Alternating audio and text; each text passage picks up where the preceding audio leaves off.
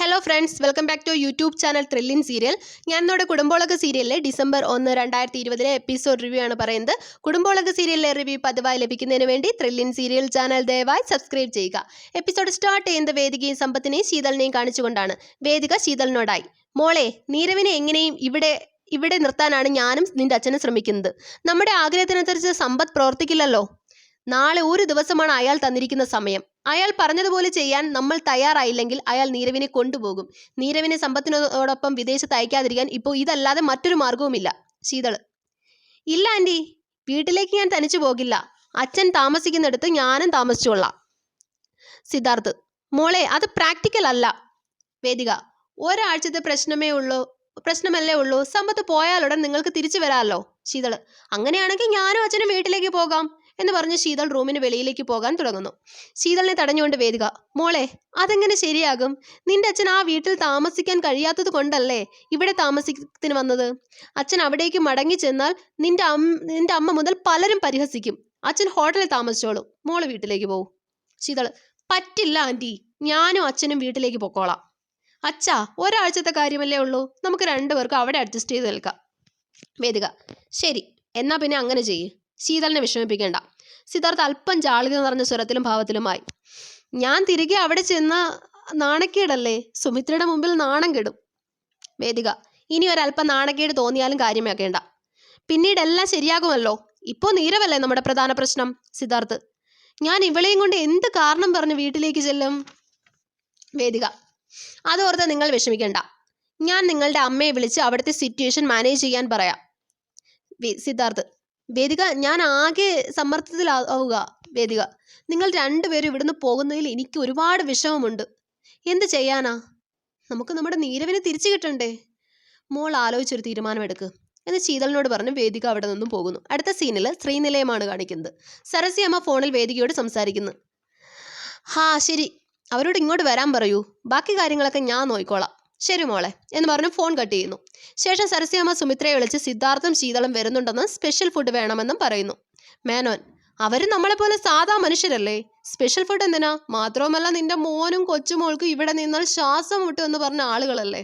സരസ്യമ്മ: എൻ്റെ മോനും കൊച്ചുമോളും എന്നെ കാണാനാ വരുന്നത്. അനന്യ: അപ്പോൾ അടുത്തൊരു വഴക്ക് പ്രതീക്ഷിക്കാം. അങ്കിൾ എപ്പോ വന്നാലും അതാണല്ലോ പതിവ്. അല്ല, അവർ രണ്ടുപേരും കൂടി പെട്ടെന്നൊരു തിരിച്ചുവരവെന്തിനാ?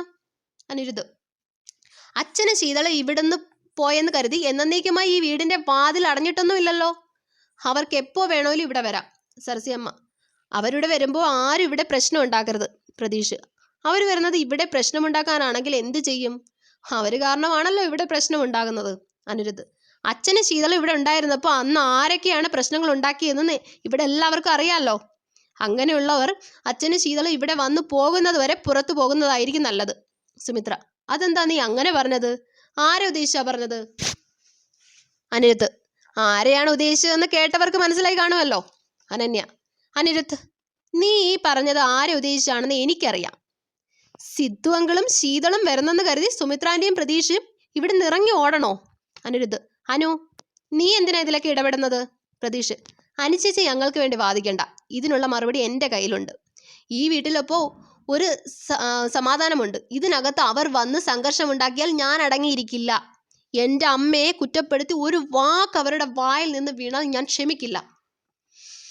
അതിനായിട്ട് ആരും ഇങ്ങോട്ട് വരികയും വേണ്ട. സരസ്യമ്മ: എൻ്റെ മോനും കൊച്ചുമോളും ഇവിടെ വന്ന് വഴക്കുണ്ടാക്കാൻ നിൽക്കുവാണോ നീ? പ്രതീഷ്: ഇവിടെ വന്ന് മറ്റുള്ളവരുടെ മേൽ കുതിര കയറരുതെന്ന് അവർ വരുന്നതിന് മുമ്പേ വിളിച്ചു പറഞ്ഞേക്ക്, ഇല്ലെങ്കിൽ പ്രശ്നമാകും. സുമിത്ര: പ്രതീക്ഷേ, വരുന്നവർ വരട്ടെ, വന്നിട്ട് പൊക്കോട്ടെ, അതിന് നിനക്കെന്താ? നീ നിന്റെ കാര്യം നോക്ക്. ഇത് പറഞ്ഞ് സുമിത്ര അടുക്കളയിലേക്ക് പോയി സിദ്ധാർത്ഥനും ശീതളിനും വേണ്ടി ആഹാരം തയ്യാറാക്കാൻ തുടങ്ങുന്നു.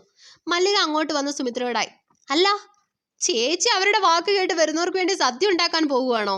ശീതളിന്റെ കാര്യം വിട്, ആ കുട്ടിക്ക് വകതിരിവില്ല എന്ന് വെക്കാം. അങ്ങോട്ടും ഇങ്ങോട്ടും ചാടും. സിദ്ധാർത്ഥൻ സാറിന് വേണ്ടി ചേച്ചി ഇപ്പോൾ സദ്യവട്ടങ്ങൾ ഒരുക്കണോ? ഇത്രയും കാലം എന്തെല്ലാം വെച്ച് വിളമ്പി ഊട്ടിയതാ. ആസ്വദിച്ച രുചിയുടെ നന്ദി പോലും കാണിച്ചില്ലല്ലോ. പിന്നെന്തിനാ ചേച്ചി സദ്യവട്ടങ്ങളൊക്കെ ഒരുക്കുന്നേ? ഇത് കേട്ട് സരസ്വമ്മ അങ്ങോട്ട് വന്ന് സുമിത്രയോടായിട്ട്: നല്ലൊരു സദ്യ തന്നെ ഒരുക്കണം. ഇവിടെ ഗസ്റ്റുകൾ വന്നാൽ വരുന്നവർക്ക് വെച്ച് വിളമ്പേണ്ടത് നിന്റെ ജോലിയല്ലേ. മറുപടി പറയുന്നത് മല്ലികയാണ്. വരുന്നത് ഗസ്റ്റുകളല്ലല്ലോ, വീട്ടുകാരല്ലേ. സരസ്വമ്മ മല്ലികയോടായിട്ട്: എൻ്റെ മോനും കൊച്ചുമോളും വരുന്നെന്ന് കേട്ടപ്പോൾ നിനക്കെന്താടി ഒരു ഇഷ്ടക്കേട്? വേലക്കാരിയായ നിന്റെ ഇഷ്ടാനിഷ്ടങ്ങളൊന്നും ഇങ്ങോട്ട് പറയണ്ട. നിന്നോടാരെങ്കിലും അവർക്ക് വേണ്ടി വെച്ചുണ്ടാക്കാൻ പറഞ്ഞോ? സുമിത്രേ, അവർ എപ്പോഴാ വരുന്നതെന്ന് പറയാൻ പറ്റില്ല. എപ്പോൾ വന്നാലും ആഹാരം റെഡി ആയിരിക്കണം. സുമിത്ര: നിങ്ങളുടെ മകൻ വരുമെന്ന് കേൾക്കുമ്പോൾ വെച്ച് വിളമ്പി കാത്തിരിക്കാൻ ഞാൻ പഴയ സുമിത്രയല്ല എന്ന് ഓർമ്മ വേണം. സരസ്വതിയമ്മ: സുമിത്ര തന്നാണ് പറയുന്നത്. എനിക്ക് അതിനുള്ള സമയമുണ്ടെങ്കിലും മനസ്സില്ല. എൻ്റെ മോള് വരികയാണെങ്കിൽ എന്ത് ചെയ്യണമെന്ന് എനിക്കറിയാം. നിങ്ങളുടെ മകന് വേണ്ടി നിങ്ങൾക്കും വെച്ച് വിളമ്പാലോ. സരസ്വതിയമ്മ: എന്നെ കൊണ്ട് വെച്ച് വിളമ്പിക്കാറായോടി നീ? ഞാൻ അടുക്കളപ്പണി ചെയ്യണമെന്നാണോ നീ ആഗ്രഹിക്കുന്നത്? സുമിത്ര: അടുക്കളപ്പണി നികൃഷ്ട ജോലിയൊന്നും അല്ലല്ലോ, നിങ്ങൾക്കും ചെയ്യാം. പിന്നെ അമ്മ വേദികയുടെ വീട്ടിൽ മിന്നൽ സന്ദർശനം നടത്തിയപ്പോൾ അവിടെ നടന്നതൊന്നും എന്നെ കൊണ്ട് പറയിപ്പിക്കാത്തതാ നല്ലത്. നിങ്ങളുടെ മോനും കൊച്ചുമോളും വരുന്നത് നിങ്ങളെ കാണാനല്ലേ? അവരെ സൽക്കരിക്കേണ്ടത് നിങ്ങളുടെ കടമയാണ്. ഇഷ്ടമില്ലാത്ത ജോലി ചെയ്യാനായി എന്നെ നിർബന്ധിക്കരുത്. ഇങ്ങനെ മാസ് ഡയലോഗ് പറഞ്ഞ് സുമിത്ര കിച്ചണിൽ നിന്നും പോകുന്നു. സുമിത്രയുടെ മാറ്റം കാണുന്ന മല്ലികയ്ക്ക് സന്തോഷമാകുന്നു. പ്രതീക്ഷിക്കാത്ത പ്രതികരണം കിട്ടിയ സരസ്വതിയമ്മ ആകെ അന്താളിച്ചു നിൽക്കുന്നു. അടുത്ത സീനിൽ സമ്പത്ത് നീരവിനെയും കൊണ്ട് വേദികയുടെ വീട്ടിലെത്തുന്നു. അമ്മയെ കണ്ട് ഓടി അടുക്കാൻ ശ്രമിക്കുന്ന നീരവിനെ സമ്പത്ത് തടയുന്നു. സമ്പത്ത് വേദികേടായി: അയാളും മോളും പോയില്ലേ? ഇതേ സമയം ശീതളും സിദ്ധാർത്ഥ ലഗേജുമായി വീട്ടിനുള്ളിൽ നിന്നും പുറത്തേക്ക് വരുന്നു. സമ്പത്ത്: അച്ഛനും മോളും പുറപ്പെടുന്നേ ഉള്ളോ? സിദ്ധാർത്ഥ്: സമ്പത്ത് നീരവിനെയും കൊണ്ട് വരുന്നതിന് ശേഷം പുറപ്പെടാന്ന് കരുതി. സമ്പത്ത്: നിങ്ങൾ എവിടെ നിന്ന് പോവുകയും ഞാൻ നീരവിനെ കൊണ്ട് വരാതിരിക്കുകയും ചെയ്താലോ എന്ന് കരുതിയോ? ശീതൾ: അല്ല അങ്കിൾ, ഞങ്ങൾ നീരവിനെ കണ്ടിട്ട് പോകാമെന്ന് കരുതി. സമ്പത്ത്: മിസ്റ്റർ സമ്പത്ത്, ഇനി ഈ വീട്ടിലേക്ക് നിങ്ങൾ വരരുത്. നിങ്ങൾ വരുന്നത് എൻ്റെ മോന് അവൻ്റെ അമ്മയുടെ സ്നേഹവും വാത്സല്യവും നഷ്ടപ്പെടുത്തും. സമ്പത്ത് ശീതളിനോടായി: മോളെ, നിന്റെ അച്ഛന് പ്രായം കൂടി വരുമല്ലേ? എന്തെങ്കിലും ഓർമ്മക്കുറവുണ്ടായാൽ അങ്കിൾ പറഞ്ഞ കാര്യം നിന്റെ അച്ഛനെ ഒന്ന് ഓർമ്മിപ്പിക്കണം. എൻ്റെ വൈഫ് എങ്ങനെ ചിന്തിക്കുന്നവളാണെന്ന് എനിക്കറിയാം. അവളോട് ഞാൻ എന്ത് പറഞ്ഞിട്ടും ഒരു കാര്യവുമില്ല. നിങ്ങളായിട്ട് എൻ്റെ മോൻ്റെ ഭാവി തുലയ്ക്കരുത്. പിന്നെ നിങ്ങൾക്ക് 3 മക്കളുണ്ടല്ലോ, ദയവ് ചെയ്ത് ഇങ്ങോട്ട് വരാൻ തോന്നുമ്പോൾ അവരെക്കുറിച്ച് ആലോചിക്കണം. സിദ്ധാർത്ഥ്: മിസ്റ്റർ സമ്പത്ത്, എൻ്റെ മക്കളുടെ ഭാവിയെപ്പറ്റി നിങ്ങൾ എന്നെ ഓർമ്മിപ്പിക്കണ്ട. നീരവിൻ്റെ ഭാവിയെപ്പറ്റി നിങ്ങൾ ചിന്തിക്കൂ. ആ ചിന്ത നിങ്ങളെക്കാൾ എനിക്കുള്ളത് കൊണ്ടാ നിങ്ങളുടെ കണ്ടീഷൻ ഞാൻ അംഗീകരിച്ചത്. ഞാനും എൻ്റെ മോളും കാരണം ഈ കുഞ്ഞിൻ്റെ സന്തോഷം ഇല്ലാതാവരുന്ന് കരുതി. അതാ ഞാനും മോളും ഈ പടി ഇറങ്ങാൻ തീരുമാനിച്ചത്. വേദിക: സമ്പത്തിൻ്റെ ഡിമാൻഡെല്ലാം നമ്മൾ അംഗീകരിച്ചു കഴിഞ്ഞില്ലേ? ഇനി എൻ്റെ മോനെ വിട്ടു തന്നൂടെ? സമ്പത്ത്: അതിനു വേണ്ടിയാണല്ലോ ഞാൻ നീരവിനെയും കൂട്ടി വന്നത്. അതിനു മുമ്പ് ഒരു കാര്യം കൂടി ഓർമ്മിപ്പിക്കാനുണ്ട്. ഞാൻ ലണ്ടനിലേക്ക് പോകുന്ന തക്കം നോക്കി ഈ തന്തയും മകളെ ഇതിനകത്തേക്ക് കൊണ്ടുവരാൻ നിനക്ക് പ്ലാൻ ഉണ്ടേ? അതിവിടെ നടക്കില്ല. അങ്ങനെ എന്തെങ്കിലും സംഭവിച്ചാൽ ആ നിമിഷം ഞാൻ അറിയും. ലണ്ടൻ നഗരം ഇവിടെയും തമ്മിൽ എനിക്ക് വലിയ ദൂരമൊന്നുമില്ല. ഇയാളും മോളും ഈ വീട്ടിൽ താമസിക്കാൻ എത്തിയാൽ തൊട്ടടുത്ത നിമിഷം ഞാൻ ഈ വീട്ടിൽ എത്തിയിരിക്കും എൻ്റെ മോനെ കൊണ്ടുപോകാൻ. ശേഷം ശീതളും സിദ്ധാർത്ഥും അവിടെ നിന്ന് ഇറങ്ങുന്നു.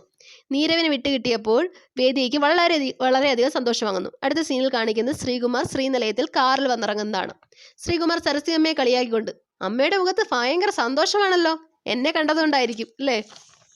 സരസ്വതിയമ്മ: നീ എൻ്റെ മുഖത്ത് സന്തോഷമാണോ ദുഃഖമാണോ എന്നറിയാൻ വേണ്ടി വന്നതാണോ?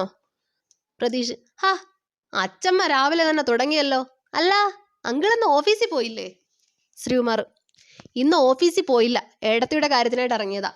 സരസ്വതിയമ്മ: നിന്റെ ജോലിയും സ്വന്തം വീട്ടിലെ കാര്യങ്ങളും കളഞ്ഞിട്ട് സുമിത്രയുടെ കാര്യത്തിനായിട്ട് നടക്കുന്നത് എന്തിനാടാ നീ?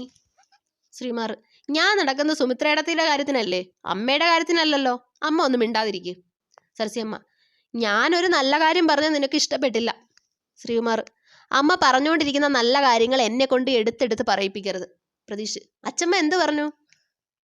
ശ്രീകുമാർ: മക്കളും മരുമക്കളും സ്നേഹിച്ച് സന്തോഷിച്ച് കഴിയാൻ വേണ്ടി എന്തെല്ലാം നല്ല കാര്യങ്ങൾ അതിൻ്റെ അച്ഛമ്മ ചെവിയിൽ പറഞ്ഞുകൊണ്ടിരിക്കുന്നേ. അതുകൊണ്ടാണല്ലോ ഈ വീട്ടിൽ നിന്റെ അച്ഛനും അമ്മയും ഒന്നിച്ച് ജീവിക്കാതിരിക്കുന്നത്. മേനോൻ: എന്താ ശ്രീകുമാർ: അല്ല, അമ്മയുടെ ഗുണഗണങ്ങളെ പറ്റി പറയുകയായിരുന്നു. മേനോൻ: ഇവിടുത്തെ ഗുണദോഷം കഴിഞ്ഞപ്പോൾ നീ ശരണ്യെ വിളിച്ച് ഗുണദോഷിക്കാൻ തുടങ്ങിയല്ലേ? സരസ്വതിയമ്മ: എൻ്റെ മനസ്സിന് പിടിക്കാത്തത് ഞാൻ വിളിച്ചു പറയും. അത് ചിലർക്ക് കൊള്ളുന്നത് അവർ ചെയ്യുന്നത് ശരിയല്ലെന്ന് അവർക്ക് തന്നെ അറിയാം. അതാ. സരസ്വതിയമ്മയുടെ കുശുമ്പ് നിറഞ്ഞ വർത്താനം കേട്ട് ദേഷ്യഭാവത്തിലിരിക്കുന്ന ശ്രീകുമാറിനെയും ശിവദാസ മേനോനെയും കാണിച്ചുകൊണ്ട് എപ്പിസോഡ് അവസാനിക്കുന്നു. നന്ദി, നമസ്കാരം.